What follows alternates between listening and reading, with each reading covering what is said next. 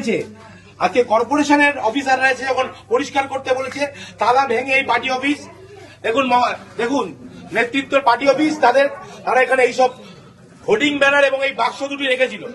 আজকে এখানে তালা ভেঙে এখানকার কর্মচারীরা, এখানকার সাফাই কর্মচারীরা, এখানকার অধ্যাপকদের অনুমতি নিয়ে এগুলো উদ্ধার করেছে। আপনারা দেখুন কি পরিমাণ টাকা, 100 টাকা 500 টাকার বান্ডিল উই পোকায় খেয়েছে।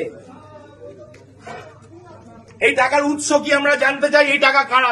দিনের পর দিন এই কলেজে যারা দুর্নীতি করেছে, এই কলেজে যারা দিনের পর দিন ধরে দুর্নীতি করেছে, এই কলেজে দিনের পর দিন যারা টিচিং স্টাফদের ঠকিয়েছে, প্রফেসরদের সঙ্গে গুন্ডামি করেছে, তাদের প্রত্যেকের টাকা এটা। এবং এই টাকা কোথা থেকে এসছে তারও উত্তর দিতে হবে। আমরা আজ পুলিশ ডেকেছি, মিডিয়াকে আমরা খবর দিয়েছি, তারা আসছে, এগুলো তারা সিজন করবে, এগুলো তারা নেবে এবং তাদের প্রত্যেকের জন্য সাজা হবে। এবং আমরা যত ওপর পর্যন্ত যেতে হয়, আমরা যে একটা শিক্ষা প্রতিষ্ঠানে, এটা কি কোনো মন্ত্রী খাটের তলা? আপনারা ভাবুন, লজ্জার বিষয়। একটা শিক্ষা প্রতিষ্ঠানে এইভাবে টাকা পাওয়া যাচ্ছে উইতে খাওয়া। সুরেন্দ্রনাথ কলেজের পেছনে